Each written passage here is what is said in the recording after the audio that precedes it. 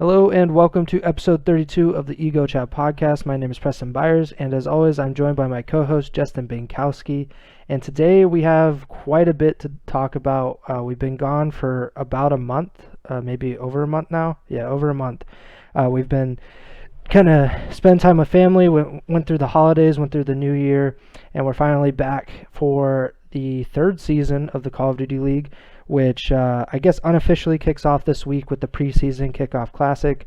But we have a lot more to talk about than just the Kickoff Classic. We have big news about Microsoft buying Activision Blizzard. We have the Boston Breach, the new Call of Duty League franchise being confirmed, and a lot of other stuff. Before that, let's check in with Bink. How are you doing, man? I'm doing well. Like you said, been a little bit of a long off season, and even though the CDL season officially doesn't start for a couple more weeks, it's going to be good to watch some somewhat meaningful Call of Duty action this weekend. So excited to dive right into that. Yeah, there's a lot of matches. Just kind of seeing all of the teams and the new rosters this week should be exciting. But first, let's talk about this Microsoft Activision Blizzard news. This dropped earlier today. I was running on like 2 hours of sleep, and I saw it, and I was like, what's happening here? Microsoft officially acquired Activision Blizzard for $68.7 billion today. The deal will not be finalized and everything will go through until the fiscal year 2023. So July 2022 to June 2023. So somewhere in between that time period, Microsoft will officially take over all of Activision Blizzard's properties, which include the Call of Duty franchise as well as Overwatch and a lot of other stuff. But as it concerns us, the Call of Duty League is obviously an Activision Blizzard franchise league. 12 teams bought into this Activision Blizzard league, and now Microsoft will kind of own it, and we hope they will continue to run it. I just want to kind of ask if you have any thoughts on this news or like what this could mean for Call of Duty esports. Obviously, we don't know a whole lot of details about how things will go down in the next year or two. Yeah, I really don't have too much to comment on Mm-hmm. this. I feel like there's still a lot of uncertainty around multiple elements of this deal, and especially considering, like you said, it's not expected to be Yeah. finalized until like middle of 2023. Which, with that, that's still a prediction. It could be even later than that. Mm-hmm. So there's still a lot of uncertainty and a lot of time before this one goes into effect, and two, this technically has an impact on the CDL, because even if that like the deal is done mid-season next year, you would assume that whatever is going on at the top of the CDL would probably finish out next season as well. So if there's going to be any major overhauls or any changes from like Microsoft acquiring Activision Blizzard in terms of the CDL, I feel like we wouldn't see it for at least 2 seasons from now. Again, that's speculation, and we don't know too much about everything that's going on, but that's my big takeaway, is that like this is obviously there's a lot of people. There are workers who are concerned about what's going on with the lawsuits and everything with Activision Blizzard, and they are even uncertain or expressing concerns about not really knowing what's going on or what the future looks like for them and their roles. So I mean, and if they're working for the company, and they don't know much at this point, like I don't know how much there is for us to talk about in that regard. Obviously it's a big deal though, and like I kind of said, with like the allegations and the lawsuits and everything with Activision Blizzard, and there's the stuff, I don't know too much about it in detail, but like it sounds like Phil Spencer, who's the CEO of Microsoft Gaming, would somewhat replace Bobby Kotick for the CEO, who's the CEO of Activision Blizzard, and it seems like he would kind of be pushed out when this deal is finalized, which obviously with the lawsuits and stuff going on, some people are likely glad to hear that. But without getting too much into that, It just seems like we're going to be playing a bit of a waiting game here before we likely see any major changes or results as a consequence of this deal being finalized, whenever that is. Yeah, I agree with you where it's like it's very much up in the air, and I'm sure that Microsoft has kind of a working idea of these leagues. So the Call of Duty League and the Overwatch League, I'm sure they have an idea of what's going to happen with these leagues and what they're going to do and how or if they're going to run them like Activision Blizzard did. But at the same time, a lot of things can change within a year or 2 years or however long it takes for this acquisition to actually finalize and for Bobby Kotick to resign as CEO and then everything kind of work itself out. So it's kind of difficult to imagine what the future looks like, where Microsoft owns the Call of Duty League, the Overwatch League, in addition to having already owned the Halo Championship Series, which has been obviously in its brief time pretty successful with the launch of Halo Infinite.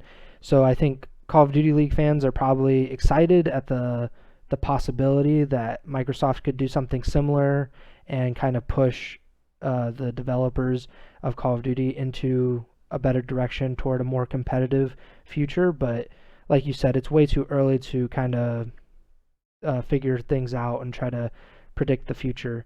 But it is kind of fun to think about, and at least there might be a little bit of optimism among the Call of Duty esports community now, where they're not relying on Bobby Kotick and Activision Blizzard and like the current higher ups, and maybe Microsoft will come in and change some things and help Call of Duty become more sustainable competitively.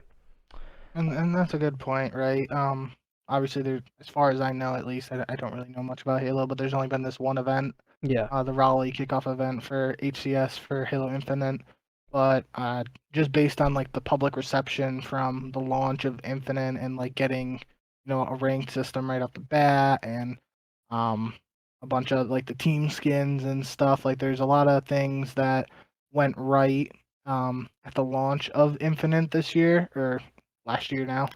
Um, and Call of Duty fans were like complaining that like Halo was getting that stuff and COD wasn't. So like from that perspective, maybe there's something to look forward there with Activision stepping in might help get some of these features that CDL fans have been asking for years. But again, we'll have to wait and see.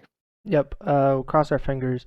Um, let's also talk about the Boston breach. So the last time that we did a show, I believe that we had like kind of the rumored roster for the Boston franchise, and we talked about the report about Boston being the team that was going to buy in and acquire that 12th CDL spot. And it was officially confirmed earlier this month. So on my birthday, actually, the Boston Breach brand, their logo and the team name and the colors, and then also their roster was confirmed. They did an announcement, so their roster.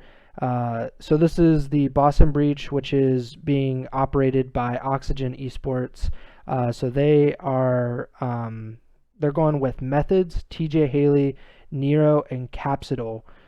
So I mean, I don't know anything about Capsidol other than he's a gigantic guy based on their reveal video.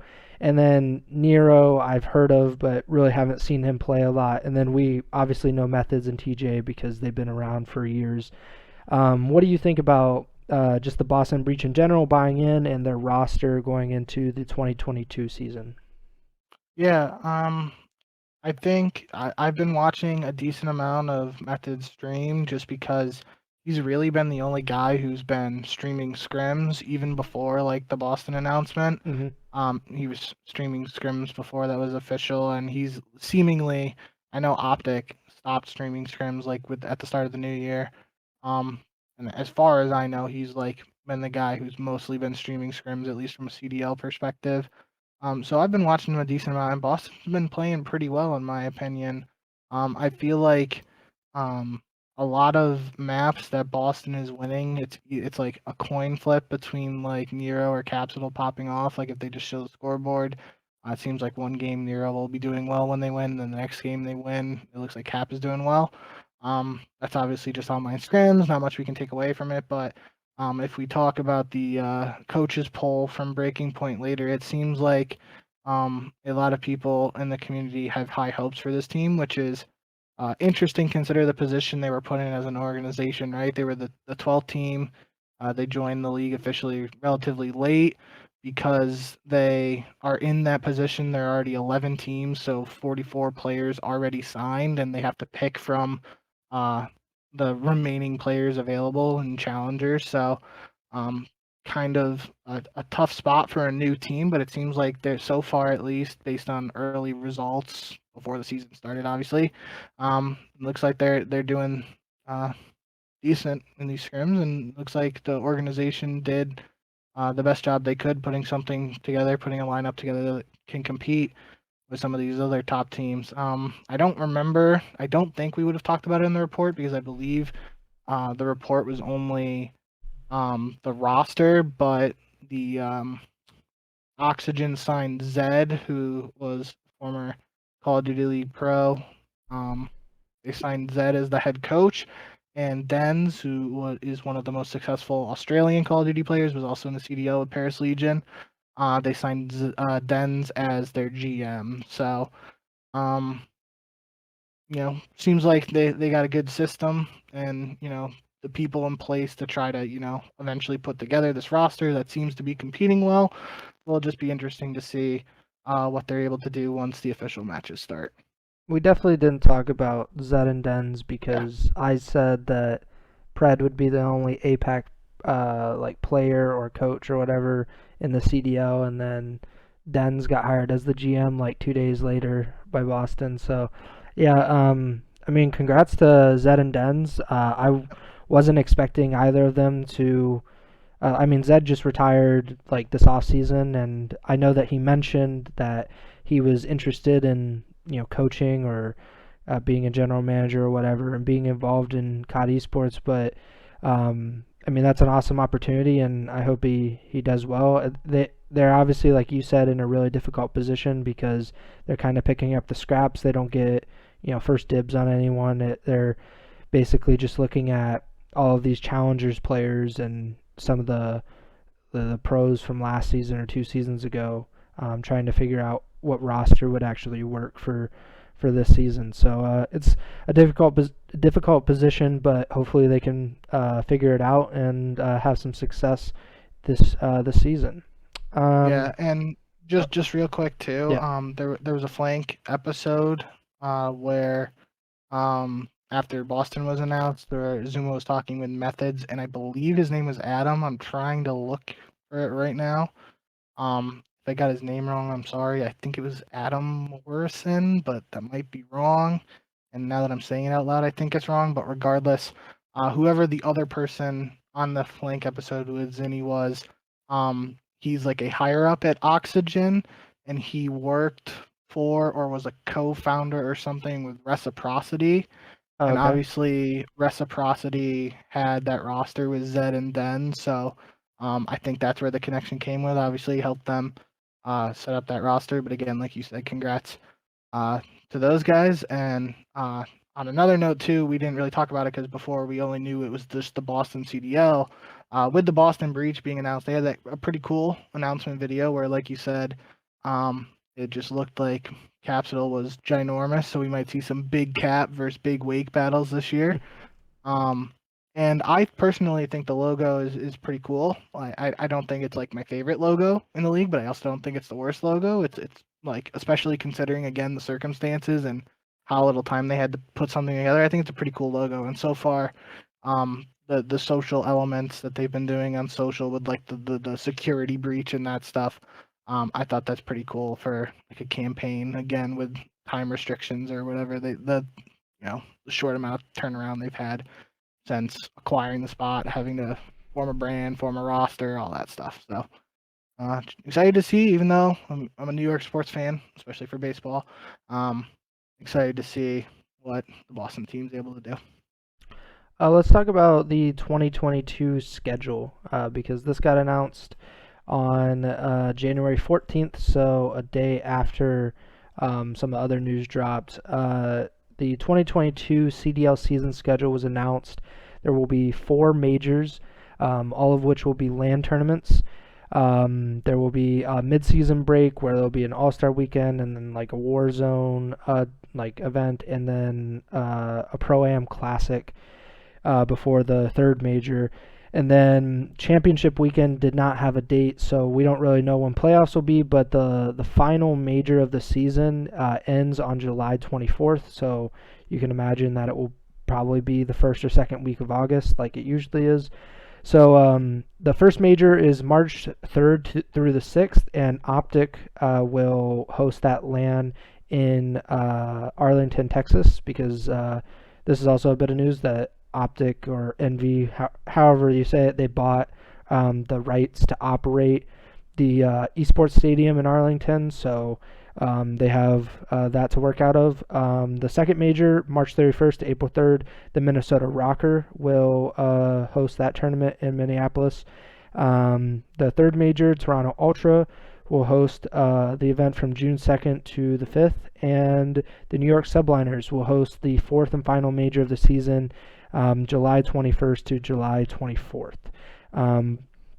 Leading up to each major, there will be online qualifiers, so there will be set matches, like predetermined matches for these teams, and they will figure out kind of the seeding going into each major. And one of the biggest things that changed from the initial format announcement, initially only 8 of the 12 CDL teams were going to attend each major, so 4 teams would essentially fail to qualify for the majors.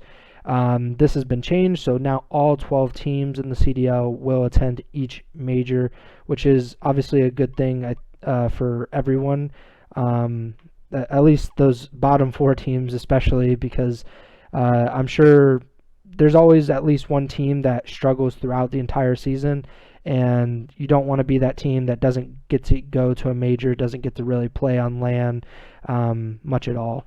So all 12 teams will be attending the majors. What did you think about the whole season schedule, the LANs and everything? So what did you think of it? Yeah, I'm looking forward to it. I mean, kind of like we touched on earlier in the show, this has felt like, at least in my opinion, the longest off season we've had since like the launch of the game to when we officially get that first bit of official CDL action. Don't know if that's actually true, and I guess there could be like a longer break that I'm not thinking of right now, but it feels like it. So I'm glad they always wait to reveal champs towards the end of the season to kind of hype it up. But other than that, I'm glad we got the schedule early on here, so we know everything. I am slightly disappointed from a personal standpoint that the 4th major in New York, which would be the closest one to me, is going to be happening, barring any COVID stuff. It's going to be happening when I'm in the Dominican Republic for my best friend's wedding. So I obviously would have really liked to go to that New York major, but didn't get the luck of the draw that time. So that's the only thing from a personal standpoint for me. Other than that, I'm looking forward to all these tournaments. It does say in this image that the CDL posted for the schedule that the Rocker LAN tournament is tentative, and I believe they were the ones. So when the CDL first announced, they first put out that like video that said these were the 4 teams that were going to host it. Then they took that down and posted a video without those dates and locations for the other tournaments.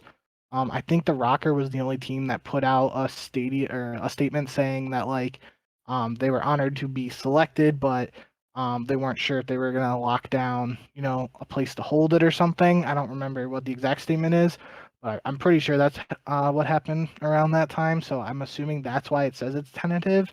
So I guess we could technically have a different location for major number 2 this year. We'll just have to keep our eyes out for that to see if there's any news as the March 31st start date approaches.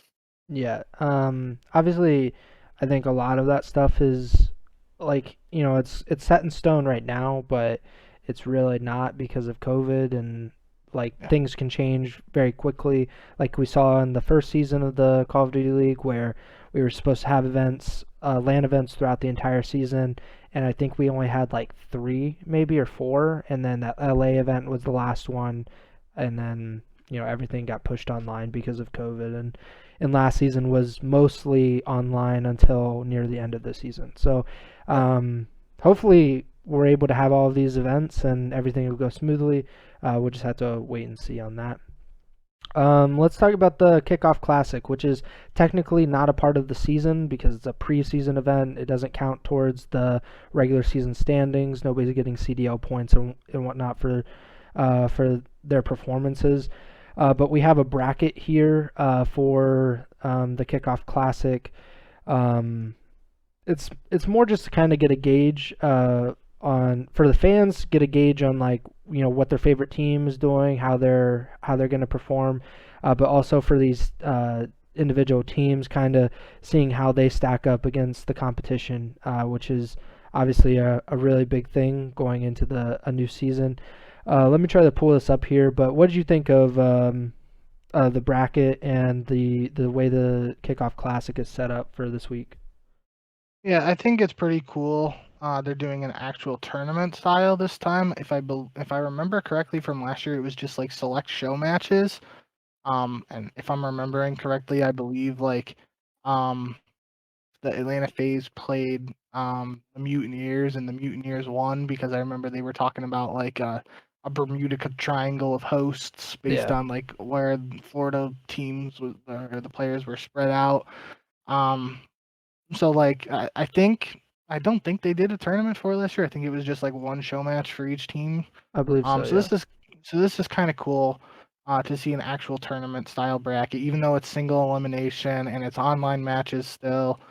No points like you said or anything. It's really, there's that $30,000 first place prize. That's basically you're playing for that and bragging rights early in the season.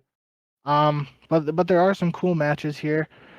We look at the first round. You have New York versus Boston for any real life sports fans, not esports fans.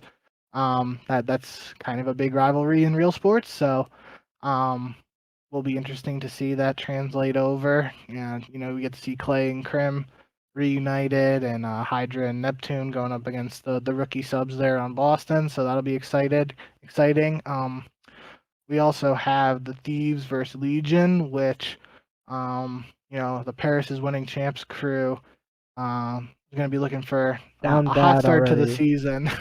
They're going to look for something, but if the Thieves are able to beat Legion here, it would set up a second round matchup in the Kickoff Classic between the new Optic Texas and then LA Thieves. So the newly merged Optic NV Optic team would be facing off against Nade Shot Squad for their first unofficial match, which I guess is kind of a cool storyline. Other than that, on paper, none of the other matches really jump out to me. Again, if we talk about the coaches poll later, a lot of the coaches seem to be very high on the Seattle Surge early in the season. So that could be if they're able to, come out, get a big win over the Ravens and then go up against the FaZe in round 2. That could be an interesting match. It would be, Sib would be playing in his second match against the team he was a sub on last year. Yeah, I mean, those are the storylines that jump out to me, really. I guess for Mutineers versus LAG, you get a lot of people have been questioning Mutineers' decision to pick up Dave Patty because they felt they already had 2 good ARs in Awakening and Skies, and then they basically pick up a third main AR. So there's some role questions with the Mutineers that could be addressed in this first match against the team in the Gorillas on paper that seems to have a lot of slaying potential with Slasher, Gunless, and Hook, and then Asim, who we've talked his praises of, especially last season.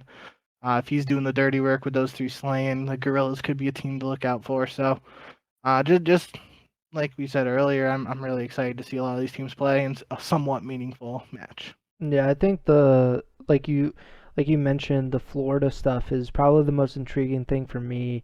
Other than maybe just like seeing how Boston does, because Obviously, this is their first, like the franchise's first foray into the Call of Duty League, and obviously they want to make a good impression. But with the Florida stuff, I'm interested in that roster because I just think there's a lot of raw talent, but like you said, the roles don't seem to make sense on paper, and those concerns are just they kind of cloud like the hype that should come with having a roster that includes Skies, Big Wake, and Vivid. Like that three-headed monster is really dangerous, but the roles kind of scare me. And I'm also interested to see what New York does with Crim and Clay back together and having like young guys like Neptune and Hydra to play alongside. I think that's just a really interesting dynamic for those teams. And I think we could see some quote unquote upsets in this tournament. Obviously, we talked about last year with the Florida versus Phase 1, and this being, this is on land, but last year was online, so there was that excuse. But I think this year, they were touching on one of the flank episodes. It seems like some teams have been practicing more than others. Like New York, for instance, I believe Hydra went back home for like a couple weeks, and then like they had the holiday break, so New York hasn't been scrimming as much as other teams until recently. I don't think either of the Los Angeles teams like were really scrimming until recently either. This is just based on what I've been hearing on the flank, so I could be off, but I'm pretty sure that's the case. So we could see some other teams be more prepared than others for a match like this, but again, end of the day, this is just really Kickoff Classic preseason event to give fans a taste before the real action starts next month. Another note going into the season has been just the overall drama of the entire like esports community, the backlash that Activision Blizzard and the developers in general have been facing because of Vanguard and the lack of competitive integrity kind of thing. So the CDL general manager Daniel I'm gonna go with Say. I hope I'm pronouncing that correctly. He actually made a video that was posted to the CDL YouTube and the CDL Twitter account, and he kind of discussed some of the things that are going on with the CDL, and he included how all 12 teams are going to be attending the majors, which we touched on a little bit earlier, and he also talked about having predetermined matchups in the league instead of having kind of everybody kind of seed into the same like pool or whatnot, and then having like basically the first team play the 12th team, the second with the 11th, kind of that thing. He basically defended the predetermined matchups and said that with predetermined matches, this will kind of ensure that everybody has like a level playing field in terms of strength of schedule, which is something that they're trying to work on. He touched on the control thing and how Crimsix said that Warzone was like whatever one vote away from being the third game mode, and Daniel said that obviously it wasn't true, and that control was just kind of obviously an issue because it's kind of unplayable at the moment, but it's something that the developers are working on. Ranked play, he said that they will have, quote, a lot more to share about ranked play in a few weeks, and he also said that they are trying to work on moving the CDL season up in the calendar year to kind of more coincide with the launch of the yearly release of the new Call of Duty title. Like you said, this feels like the longest off season between the end of the previous CDL season or the CWL season when we were going into the first CDL season and the new season. So it does feel like a long time, and I even was looking it up, and it's about this time every year that the preseason starts, or when we had the launch weekend, it was around this time as well. Maybe it's like a few weeks difference, but it's not that much different, which kind of just says that the community is, or maybe you or the community in general is kind of tired and maybe a little bored of what's going on at the moment, that you haven't been entertained enough like in the off season to keep your interest, which is something that every professional sports league has to go through. Like they have to keep their audience somewhat engaged as they go into the off season. But yeah, that's what the CDL general manager said. Do you have any thoughts on what Daniel Say said? Nothing in particular. I think you did a good job summing it up. I do want to mention with the predetermined matchups, there was some conversation around that. I think the biggest issue or the argument against it is that because, from my understanding at least, the predetermined schedule is split up between the 4 majors. So like you're only playing a certain number of matches before each major. It's not like you're playing all 11 other teams before each major. So that could still lead to like a strength of schedule issue where, just for example, I haven't actually looked at that schedule, even though I think it's mostly available. But let's just say for like Major 2 this year, Optic schedule, and I mean this obviously could change based on the strength of the teams, but just, to humor me for the sake of the argument, and we'll use last year's like placings as an example. Heading into Major 2, if Optic has to play 3 matches for placements, their 3 matchups are FaZe, Toronto, and Dallas, even though that doesn't happen anymore. But arguably top 3 teams there. Whereas then a team like I don't know, Minnesota will just say played against Seattle, London, and Paris, 3 of the weaker teams from last year. There's obviously a big difference there in the strength of schedule. Whereas if you're having each team play 1 match against the other 11 teams before each major, that would kind of be the most fair way to do it.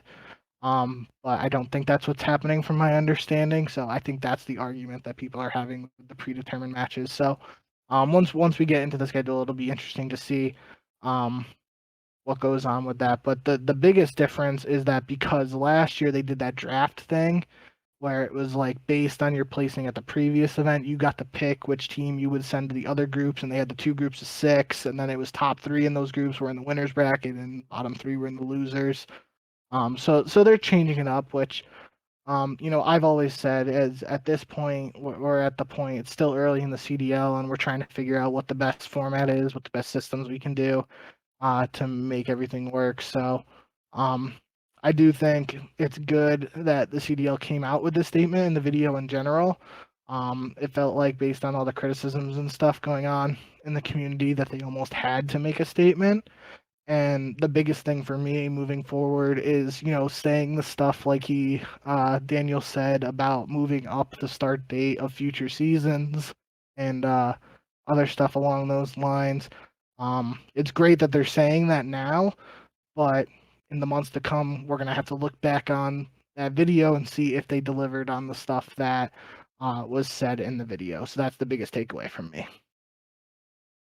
Yeah, I agree. There has to be some sort of accountability in this. And it kind of starts with the people at the top. And I'm not saying that Daniel's even really at the top, because I'm sure he has people that he has to answer to, and he's not complete. He doesn't have complete autonomy of like what happens with the CDL. So it's kind of hard. He's in a difficult position, but overall, just things need to change, and at least it's been acknowledged at this point. It's like a very low bar to meet, but being acknowledged for your complaints and your worries, and a lot of it is genuine. It's not concern trolling and trying to beat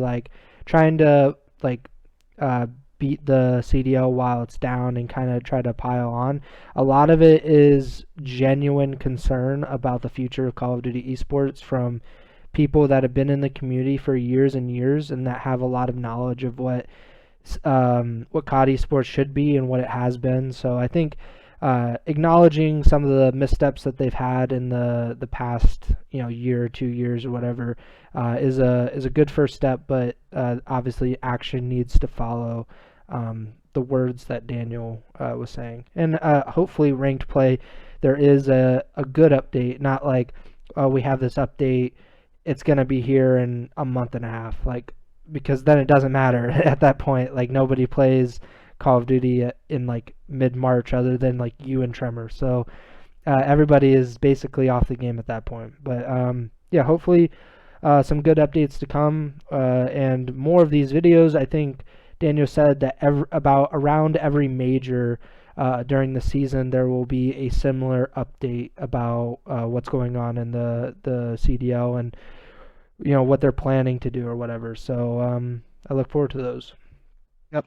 And just real quick, because you mentioned it, obviously with the Crim thing and talking about Warzone, Oh yeah. for the third game mode, CDL Intel Crone just tweeted a couple hours before we went live that the competitive settings on the CDL website were updated for Control, and Control was added to the map and mode list, but it only has 2 maps, Tuscan and Gavutu. And if you go to the site and look at the changelog, it just says it updated the map veto process, which obviously, if there are only 2 control maps, that throws like a wrench into the traditional map veto process that we had with control in the past, where if there was 3 maps, one team would veto 1, the other team would veto 1, and then that third remaining one would be what the map is played for control. So it looks like now 1 is Team A bans 1 map, Team 2 remaining map is played, and B just chooses the side. So one team will ban one of those maps, and the other team will get to pick which side, presumably defense, if the maps are defensive favored, or I guess they pick offense if they're offensively favored. I haven't played control in this game, and I've still heard that it's broken, and there's a lot of issues with it. So I think this Kickoff Classic, assuming that control is played this weekend, it's going to be important to see how it's played, what issues there are, and if there are any major issues still, if the CDL is able to fix everything before we actually get into the action in early February. Yeah, it'll be a interesting event to look for, and if it's not played, it's kind of you go into the first event and no fans really know what's going to happen in like a pro level control map at that point. So yeah, it'll be interesting. Another big news event that happened, Parasite, the former world champion who won with Frico Impact in 2013, he decided to retire from competing. He's been very outspoken, well, throughout his entire career, but more recently about just what the competitive community has to go through, specifically what challengers players have to go through. He briefly was on the London Royal Ravens roster last season before returning to challengers and competing for the rest of the season in the challenger circuit, and that's where he's been this season so far. He said, quote, "I've lost all my passion to compete. I actually never thought I'd reach a point where it died, but when the game is constantly moving backwards, and despite all your accomplishments and performances yearly, yet your career isn't going anywhere, it's kind of expected. I'm sad." So, I mean, I understand exactly where he's coming from because we talked about it, I think on the last episode or maybe 2 episodes ago, where we both said that we felt bad for the challengers players and like what they have to endure as proverbial guinea pigs for the Call of Duty League, because they're trying out like they're playing things that obviously aren't finished, like if control gets put in, like the challengers players are probably going to be the first people to really like have to play an event, and for challengers players it's very difficult to get higher up, like to get to the CDL, because there hasn't been expansion, so everybody is kind of waiting on, okay, is there going to be 13, 14, 15, 16 teams, whereas it's been 12 teams for this is the 3rd season now, so everybody's been competing for the same 48 to whatever 60 spots since the CDL launched. So Parasite's in that position, or he was in that position, where I guess he didn't feel like he could get back up to the CDL, or it wasn't worth it, like going through another challenger season. What did you think of Parasite retiring? I mean, you kind of hit the nail on the head. I feel like, first off, congrats to Parasite on a successful, but obviously, a successful career, but one that was filled with, plenty of drama and, you know, extenuating circumstances, however you want to word it. Just, when he wasn't at the top, it seemed like he was dealing with a lot of other stuff. So, congrats to him on his career, though. Obviously, world champion, 2013. Like you said, not many people in the world can say they're Call of Duty world champion, so that's always something he'll be able to have. Um, he was the last Farico Impact player to, still be competing, right?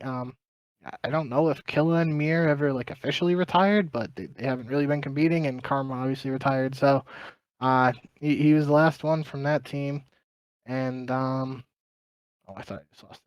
That wouldn't have been good. Yeah, I think like you said, he's just been having to go through the pit there down in Challengers, and I just had enough at this point. So, I think he mentioned he also did a episode of The Flank with Zuma. If you guys haven't watched that, check it out. He did a brief interview talking about his retirement and stuff like that. So I think he mentioned that he wants to pursue coaching and might still be involved in the scene in some other capacity outside of competing. And I think he's always been a super intelligent player.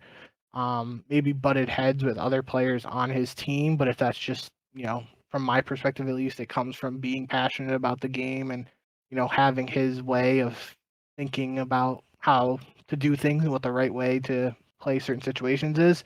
So I think he definitely has the mind to be a good coach if an opportunity arises for him in the CDL. So that's what I'll be looking out for him. And just like you said, congrats on the career and good luck moving forward to Haggy.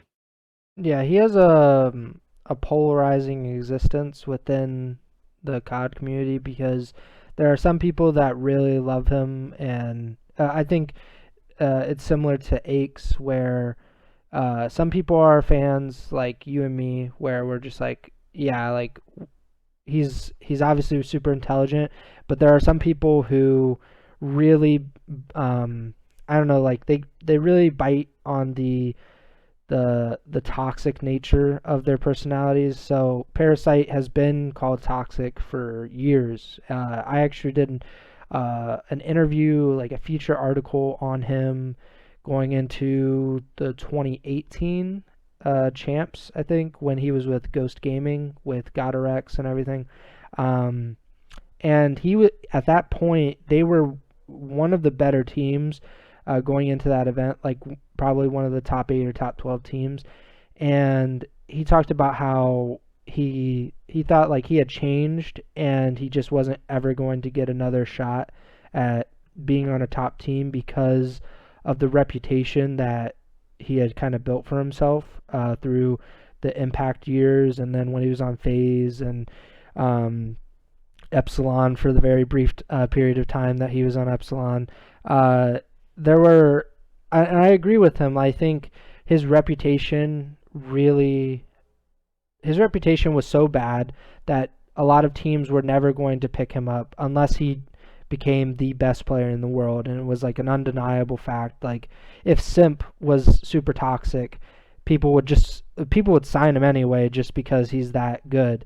But I guess it just didn't work out for Parasite, where he never was able to really crack back into the top 4, top 6 teams consistently and be on a pro team like Optic or FaZe or Envy.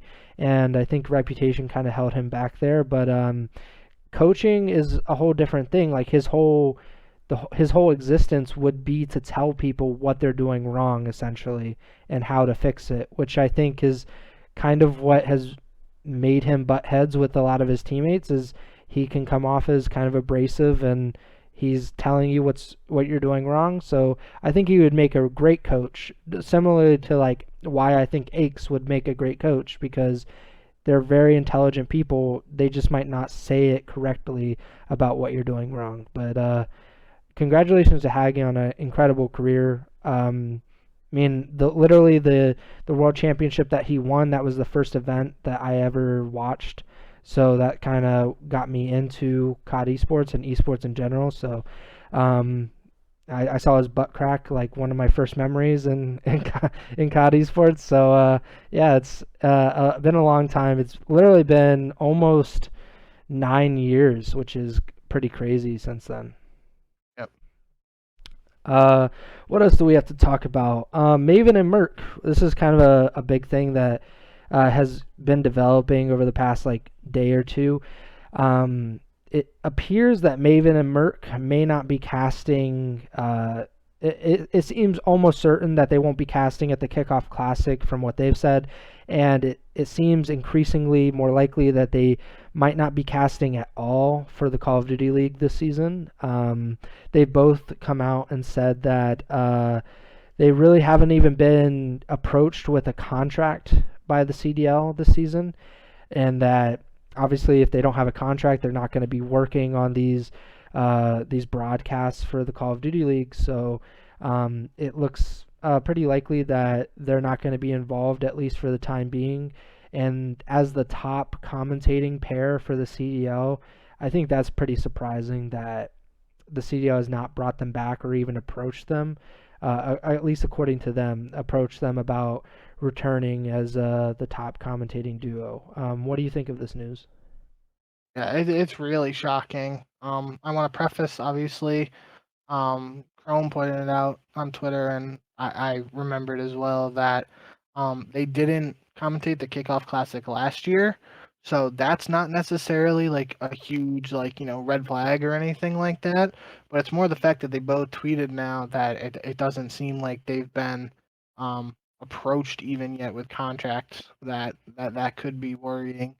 Um, Obviously, if they're the best casting pair in Call of Duty, I feel like I think they work really well together. Just with Merc being, he's former veteran pro player and has good game knowledge, and then Maven's more of the entertaining aspect and shouts loud things and stuff. So I think they work well together, and they're the top pair in the CDL. So it would be a major loss if they weren't actually brought back. But there is some time, so hopefully, um, the CDL. I don't want to say that um, community outcry or anything like that from these posts is the reason that the CDL signs them, because it shouldn't have to come to that, right? It should be like the CDL should realize that these guys are their top pair and that they should at least offer them something.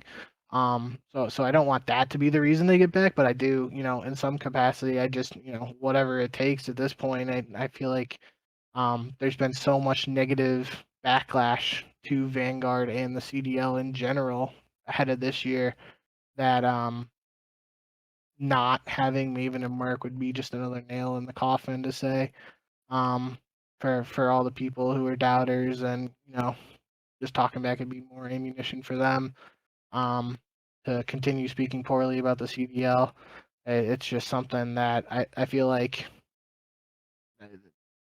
I can't see how the CDL would be able to replace them. Really, I do. There was Alley Cat, I believe is how you say her name. Mm-hmm. She was a former Challengers caster. She announced that she was signed, I believe. So I think I'm not sure if I think we only know her, Miles, and Chance. I don't know if Study and Lando, obviously they casted last year. I don't think they've said anything official yet. Um, so I guess we're just gonna have to wait and see for a broadcast talent announcement. But the big thing for me, obviously, kind of like I said, is that it's not the end of the world that Maven and Merc are casting the Kickoff Classic. Just a preseason event happened last year, and then they were signed afterwards, and they were, as far as I remember, at least they were there right from the start of the regular season last year. I believe so. Um, so in a perfect world, hopefully that's just what happens again here. But we'll have to wait and see. From the way Maven said in his tweet, quote, "I genuinely don't know if I'll be involved in the CDL this year." And then Merck's tweet was, "Competitive COD has been a staple in my life for the last 12, 13 years. As Maven tweeted, we are in the dark. For now, I'll be focusing on content freelance work." Um, But yeah, that's him saying we're in the dark. Maven saying he genuinely doesn't know. Those are certainly worrying phrases or quotes from two of the top casters in Call of Duty esports. Yeah, I think it's pretty obvious that if they're not if Maven and Merc don't return for this season, Miles and Chance are like the obvious like top pair like of the Yeah. commentating because they were they were given a lot of like good spots. Like I always think about it like if you get the optic match, like you're on like a bigger platform usually because that is gonna be the most watched match of the day most likely, or like, and I think that Miles has really like in my opinion, like Miles and Chance are my favorite commentating pair, but I don't want to see Maven and Merc leave because like you need multiple pairs for COD. Like you need at least two, probably three or four to really like have that strong broadcast that the CDL has had for several years. Like I think about when I got or when I started following Call of Duty esports, like how many Call of Duty commentators have left the scene has been kind of crazy because you think about it like Mr. X came on a little bit later after his coaching career was done, but he went to the Overwatch League. Fwiz was a commentator when I started watching, and now he's the head of YouTube Gaming, which is just like a ridiculous promotion. To go from Call of Duty commentator and like a GB ref to being like the top guy at one of the biggest companies in the world, essentially. Hastro was a commentator at the time. He's obviously like a co-owner in Envy and Optic now. Golden Boy has done like TV shows now, and he's kind of doing his stuff. And then there are some guys that were let go last season or 2 seasons ago because of like alleged sexual assault allegations or whatever. So a lot of stuff has changed in the CDL. Study has been promoted to commentator. Lando has been brought on as a commentator. I think that Ton and Brycey, I feel like they might be brought back because they were kind of used as like utility players in a sense because when they needed people to kind of fill in and be commentators, they were brought in and they did some of the CDL broadcasts. And then Alley Cat, like I don't really know what the broadcast team will look like this year because every year the broadcast team has changed quite a bit in the CDL because you have like who was it? It was Pac-Man. I think Pac-Man was on the first season, and then uh yeah, I think it was Pac-Man and Nameless were like the big analysts. And now Lottie, she announced that she's not going to be involved in the CDL, and she's been the desk host for 2 seasons, I think, for the CDL. So a lot of things are changing, and I'm not sure if many of them are like necessarily good changes. I think you're thinking. I think Pac-Man was on the desk for the CWL, and he was a coach for OGLA for Okay. CWL. Yeah. Maybe Regardless, I mean, your yeah. point still stands. There's just been a lot of changes, and this would be, in my opinion, this would be a big blow if we lost Maven and Merc. Yeah. So hopefully things work out. Um we have a few things left here. Breaking Point coaches poll / power rankings. So Breaking Point is obviously like a dedicated Call of Duty esports website, and they did a coaches poll for the teams, like ranking the teams going into the season. So let's start at the bottom because it's always a little more fun. The 12th team is the Paris Legion. So they had an average placement of 9.75. That seems about right to me. Let me just go through the bottom four. So Paris Legion at 12, Florida Mutineers at 11, London Royal Ravens at 10, and the Los Angeles Guerrillas at 9. Of those bottom four, are you surprised, or what do you think of the bottom four there? I think the surprising one right away is LAG at 9, just Yeah. based on paper. You probably expect them to be a little higher, but again, There are some situations where we kind of mentioned earlier, like some teams not practicing as much as others early in the season, the holidays and everything going on, players moving and going home to see family, etc. Like there was a lot of stuff going on that might have caused like a team like LAG to not practice as much early on as another team, which might impact where the coaches rank them. But um, before we get any further, obviously this is just like Breaking Point reached out to the coaches and had them vote 1 through 12 on where they would basically power rank the teams heading into the Kickoff Classic, and these are the results. Yeah, Crone did something similar for Dot Yep. Esports before last season, and I think we went over it at the end of the season to kind of compare of like how the coaches saw the teams, and it was pretty accurate for the most part. I think like Toronto might have been the biggest shock, but yeah, I think the coaches, like as they should, they have a pretty good grasp on how teams are performing at the moment and how they may perform as like the season progresses. Um, so 8 through 5, we have at number 8 the Los Angeles Thieves, at number 7 Minnesota Rocker, number 6 New York Subliners, and number 5 the Boston Breach. So for me, I mean it's kind of surprising to see LAT that low at 8, because I think their roster on paper seems really good.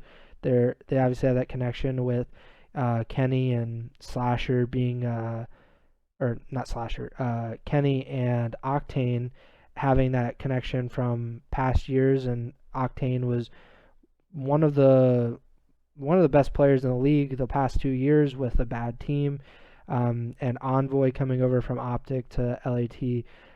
Any surprises from 5 through 8? I think kind of like you said, LAT might be a little lower. Even Rocker, considering they stuck together after they pulled off the Rocker Resurrection or whatever it's being called at the Stage 5 major last year. They kept that roster together. We're So not calling it that, by the um, way. That's no. that's bad. Um, but it is important, and like if you look at the total points received here, even if you go down to 10 with the London Royal Ravens, they're at 49, and New York Subliners in 6th is 58, which they're tied with Rocker technically there. It shows that a lot of those teams, like 10 through 6 in particular, are super close in the eyes of the coaches, which is kind of a testament. It seems like this year could be one of the most competitive years, despite some issues with the games, but based on like the roster on paper, and just pure talent and what we expect from these players based on previous years, a lot of these teams could be close, and this could be a year where things, fluctuate a lot between the teams depending on who's most prepared, what, a bunch of different things. So that is interesting that those are that close, and it's also interesting, Boston is in 5th there with, what we touched on earlier in the show with them being that last word to come in, and with 65 points, they're a little bit more ahead than like New York, Rocker, Thieves, Gorilla in that 50 range, and that could be kind of like I touched on with the Gorillas.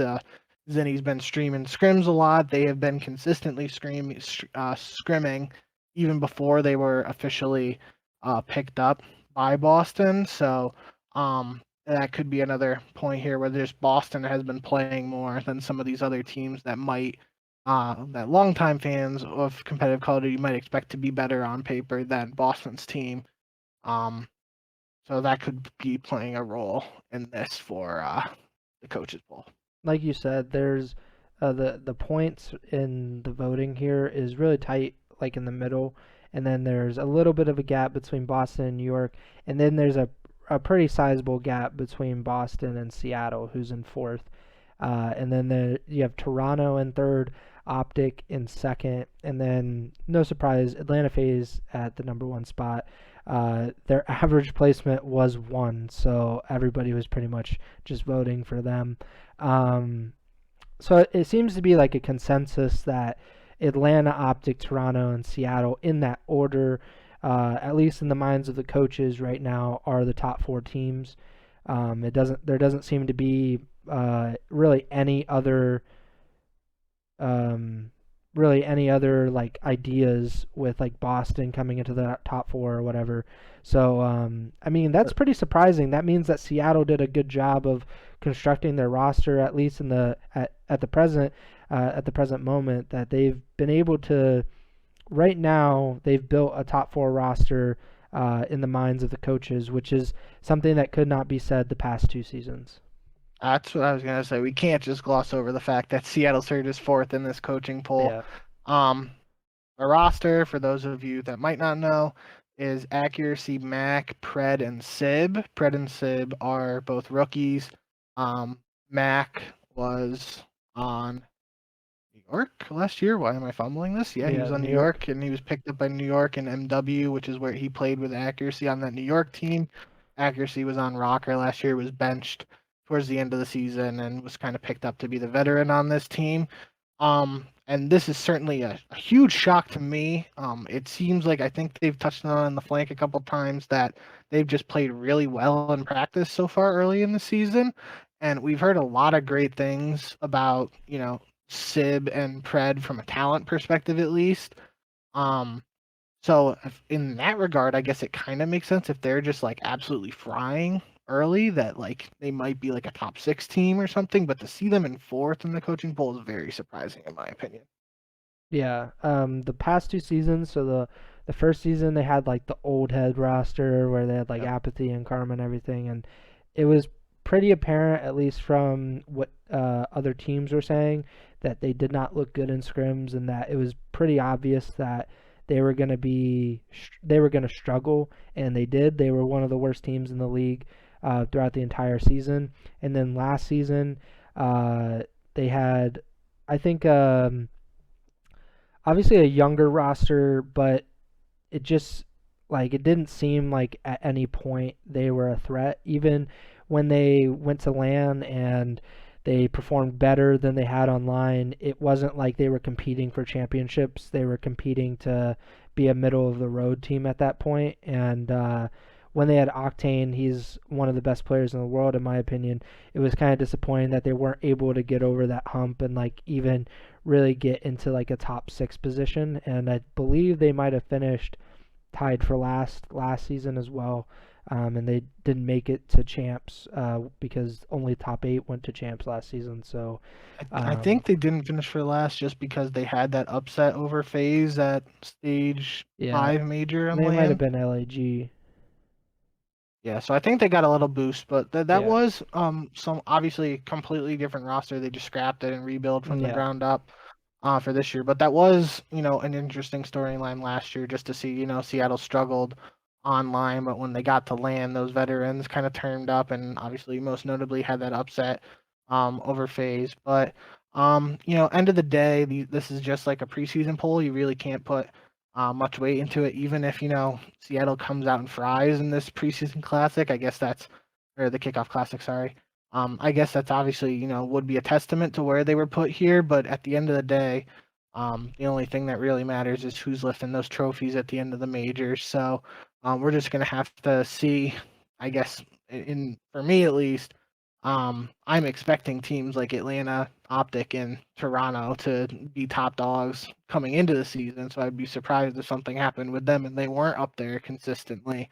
Mm-hmm. But I feel like almost that like a team like Seattle being put in a position like this, obviously, they probably aren't putting much weight into this or it doesn't mean much, but I would almost rather for a young team like this, I feel like they would rather have an underdog story and then come out and fry and turn some heads as opposed to having maybe some like slightly higher expectations now and then not meeting those. Mm-hmm. We'll just have to see at the end of the day how this team performs, but I'm certainly, I was really excited to see Pred and Sib get to make their debuts since that roster was announced, but now with this somewhat hype built up around the team and slightly elevated expectations, I guess you could say, I'm looking forward to seeing them perform even more now.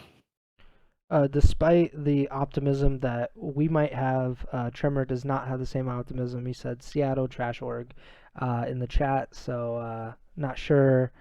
I'm not sure why Tremor's so angry at Seattle, but but yeah, I think they're in a lot better position than they were last season or 2 seasons ago, and I hope for their fan base that they're able to actually do something of note this season, because as a long-suffering Browns fan, it really sucks to root for a team that is consistently at the bottom, because then you just don't want to watch, and then it kind of sucks to be a fan at that point. So I hope that Seattle and all these other teams like Paris and London are able to kind of get out from under the bottom and get to the top. Um, Last thing that we have on our notes is Pentagram has been signed as the substitute for the Los Angeles Thieves. He's been playing in challengers for obviously his entire career. He's never been in the CDL or never been a pro on a pro team. His team finished second at the Challengers North American Finals last season. Um, and he's been playing with Godorex and Pander in challenges this season. They won one of the first four Challengers Cups in North America, so they've had some success, and I assume he'll continue to play with them as he continues on being the substitute for LAT. What do you think about this? I Before you answer, I just want to say that it's a good thing that a challengers player has been given a substitute role, like one that hasn't been in the CDL before, and he's kind of at least getting like a guaranteed salary, which is always nice for these guys. Yep. I feel like I've been hearing about Pentagram's name since like Black Ops 4, maybe like the end of Black Ops 4. So I'm happy for him. Obviously, I'm happy he's getting shot at least to be in a substitute role. Not sure unless things just go wrong for LA Thieves. I don't really know if he'll get a shot.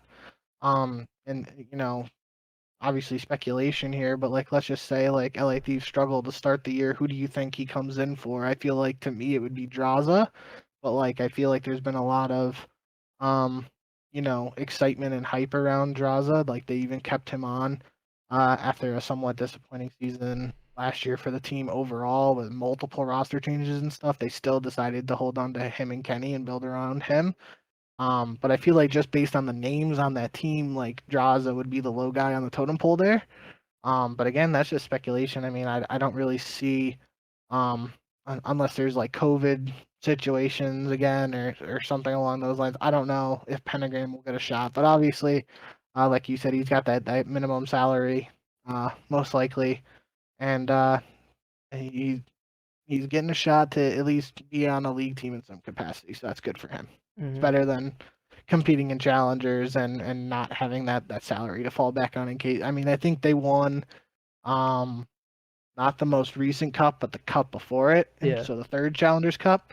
So he got some prize winnings from that, but obviously, a consistent paycheck is more reliable than based on, just living on Challengers winnings. So it's also a sign of like it's almost like a symbolic act of like we notice that what you've been doing in challengers means something. So like you're getting a CDL contract, you're getting the substitute role because like you've actually been performing well in challengers. It's not being given to a coach who like there's nothing wrong with that because everybody has to do what's best for like their financials and stuff, but obviously it's a lot better when a challengers player who has never been pro or hasn't been really given the chance to shine as a pro is given this kind of this opportunity, even if it's not really an opportunity that will that LAT really want to give him. They don't want him to really play in the pro league because that means that something's gone wrong at that point. Like if they're at a low point in the season, like and he goes in, that means that something went wrong on their end. But we saw last season, LAT are not scared to make changes to their roster.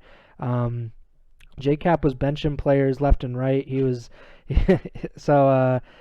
I mean, congrats to him. I hope that more of these Challengers players get a contract. I think Crone put out a list of the players or the teams that have substitutes. I don't have the list in front of me, but it's not like it's really not a complete list at all because there are a lot of teams that haven't announced a substitute or they're really not going to sign anyone other than a coach. So let me try to pull up this list real quick before we get out of here. I just had it up and then I closed out of it. So the substitutes so far, Atlanta has Pristini, Toronto has Hicksey, which is a rookie challenger from EU. Optic Texas has General, not necessarily a rookie, but still a challengers player. Florida has Yeez, LAG Spart, and LA Thieves Pentagram, while London, reportedly, Crone was the one to report that London is likely going to sign Harry, another EU challengers player who would fit, the dynamic of an all-European team for London there. So that would most likely leave Seattle, New York, Minnesota, Paris, and Boston without subs. And then Crone had a follow-up tweet that said, based on it's actually in-game, I was looking at it earlier, there's like a channel you can go to through the in-game menu in Vanguard that pulls up the CDL standings, the website, and all the teams and rosters and stuff, which I think is pretty cool. But it does show that Zed is listed as a player on the roster alongside the four guys we know, and that Revan is a player, quote unquote player for New York. So they could potentially be the subs, quote unquote subs for Boston and New York, which would kind of make sense for me for both teams, but more so for Boston. Again, kind of, beating a dead horse here, but we have talked multiple times now about the situation Boston was in, so it wouldn't be the most surprising thing for me to see this, the 12th team coming in late, having to put together the brand, put together a roster is just like, yeah, we're going to have our coach be the sub to start things off. That doesn't seem like the end of the world to me, and it kind of makes sense. Yeah, I think it makes sense why, or it makes sense that these 5 teams, Seattle, New York, Minnesota, Boston, and Paris, like it makes sense that those are the 5 teams that don't have a confirmed substitute at the moment, because we've seen in the past few seasons like Minnesota and Paris and Seattle, well, at least Seattle last year, I don't think they had a substitute other than Nubsy, if I'm not mistaken. Yeah. So until they made their roster change or whatever. But like Paris, we already know that they're not going to sign a substitute. Like they barely can pay to have like pencils in their office or something. Boston, well, allegedly, Boston, like you said, new team. They're kind of like they're just kind of going with what they have. I think Minnesota last year as well, until they benched Accuracy, or I guess they benched Major Maniac first probably. Yeah. Until that point, I think Brian Saint was their only substitute. And then New York, did they have New York had an academy? Oh yeah, so they did have an entire academy roster, but really nobody was brought up from that except Hydra, he was basically. Oh yeah, well yeah. So they actually did. I don't know if they're gonna do an academy roster this year. I don't think so. Based on this, I don't think so. No. Yeah. So it kind of makes sense that these are the teams that don't have substitute, and I would imagine that they won't have one other than a coach or something at this point. I was going to say for New York, although they did have the academy team last year, now that they have Krim and Clay on the same roster, you got to expect 2 3-time world champions like them are probably getting paid very handsomely and have expensive salaries. So it would kind of make sense if they, skipped out on a potential bench spot there to try to save a little money. And I think, if I remember correctly, I think Neptune, they likely had to buy him out from Florida, unless he was actually released. I don't remember. I remember we were talking about Vivid being a restricted free agent before he was released, and like we were saying, yeah, they would have had to buy out Neptune as well. And I think it was, I don't know, rumored or reported that the buyout was pretty handsome for Neptune, considering it had only been in the CDL 1 year, and then buying out Krim from Dallas, which I guess, like, according to him, it cut into what he was going to make, so the buyout is kind of connected to their salary as well. So, but as far as like what New York is paying, I'm sure they paid a lot to try to get Krim and Neptune on their roster, in addition to paying Hydra, who is one of the top young players, and then obviously Clayster is Clayster, so they're paying a lot of money. Yeah. So from that perspective, that it makes a little sense if they try to save some money for a sub spot, but we'll see what happens. Yeah. I think that's it. We ran through a lot of topics on this episode because we've been gone for a month, and the CDL season is right around the corner. We're about to go through the Kickoff Classic, which technically is not the season, so this is still off-season podcast content, but the next time we see you guys, or next time you see us technically, I guess we'll be in season or about to go in season. I think we have like a week break, right? So we do the Kickoff Classic this week, and then there's no events or whatever, or no matches the following week. And then I think the following week after that, then that's when the first qualifier matches start, if I'm not mistaken. February 4th is the online qualifiers for Major 1. So next week we'll have no matches, and then the following week we'll have some matches. But Thursday, it starts on Thursday? Yeah, the 4th is a Thursday, so like you said, you have the Kickoff Classic this weekend, then next week no matches, and then the week after that it'll start on Thursday. All right, so I think we'll try to have an episode next week to kind of recap what's going on with the Kickoff Classic, what happened, maybe talk about if Control is like actually going to happen or whatnot. So that's kind of tentative because Bink and I will talk about our schedules and see if we can fit a podcast episode into next week, and then we'll be here the following week for sure to preview the first few qualifier matches for the 2022 CDL season. Subscribe. Make sure to subscribe on Apple Podcasts, Spotify, Google Podcasts, whatever you're listening or watching on. We're also on YouTube. Make sure to subscribe, rate us, like us, whatever you're going to do. Follow us on Twitter. He is at jbink with 2Ks. I'm at Preston Byers and at Ego Chall Podcast on Twitter. Like I said, let's hope for a show next week. If not, the week after. And we're going to be doing a regular show like we did last season, where we did about one podcast per week, hopefully Tuesdays. If not, we'll let you guys know. That's why you guys should follow us on Twitter. And that's it. Thank you guys for watching, and Bink, take it away. Yep. I did lie. On my calendar was on 2021, not 2022. So February 4th is a Friday. So the season will start in 2 Fridays from this upcoming Friday. But regardless of that, thank you guys for tuning in. As always, we really appreciate the support. If you guys have any feedback or anything, feel free to let us know. We're always looking for ways we can potentially improve the pod. I don't want to speak for Preston, but I've had fun doing this so far. So looking forward to another season. And despite all the the backlash and the criticism, all that yada yada, I'm just excited for competitive Call of Duty to be back, and looking forward to watching all that. So thank you guys, and as always, just remember to send the chow.